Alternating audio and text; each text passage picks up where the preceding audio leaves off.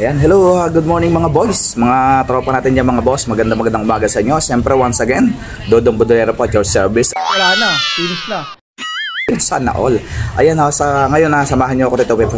Prepare natin para sa pagtanim yung ating nakuhang vines dyan sa mga gilid-gilid ng mga bossing. No? Ito yung paglilipat ko ng vines natin boss. Hindi ko ilalagay ito sa lupa natin. Lagyan ko lang siya para mismo parang dalagyan niya lang. Para hindi siya ganun kayabong. Kasi Hindi ko pa ba? yun ang pag-vines. Masyadong pag gumapang yan, talagang gapang na gapang talaga yan. Para siya ano yun, Dodong Budolero pag gumapang, gumagano'n yun. Madaldal ka eh. Okay, ito mga boss, ito na nga yung mga sinasabi ko sa inyo ng mga vines, no, na ano natin na ililipat natin maya-maya lang mga boss, no. Ayan siya.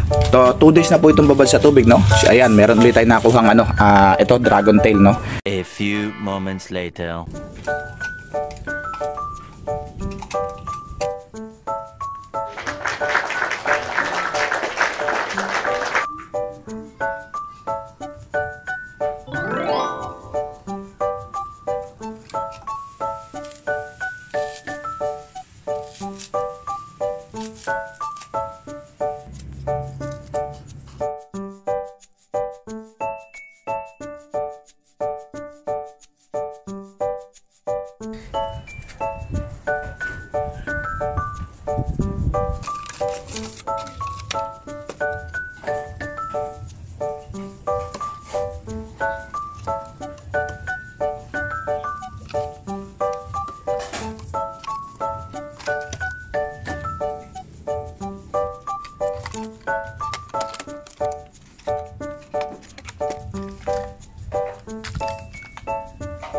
A few moments later.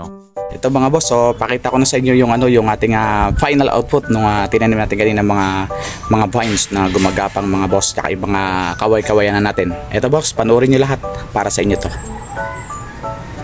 Ayan na po yung nalipat natin kanina, no? Ayan na sila. Okay.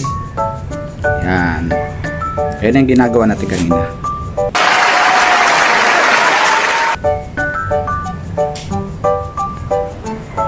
Ayan yung iba mga boss. Piniprepare natin to kanina. Ito na sila ngayon. Ayan, swabing na yung mga boss.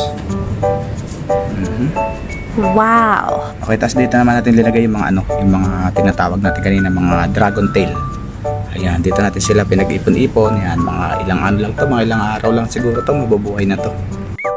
Bola lang yan. Ito naman yung kawa-kayawayan na natin. Ayan siya. Ganda, di ba? Ayan, buhay na rin sila. Tapos ito yung mga vines natin kanina, no? Tinanggalan natin ng dahon. Ayan. Dito ko lang sila linagay sa container na yan para hindi siya ganong kadami gumapang. Okay, ayan mga boss. Ayan na, may nagawa na naman tayo for today's video, no?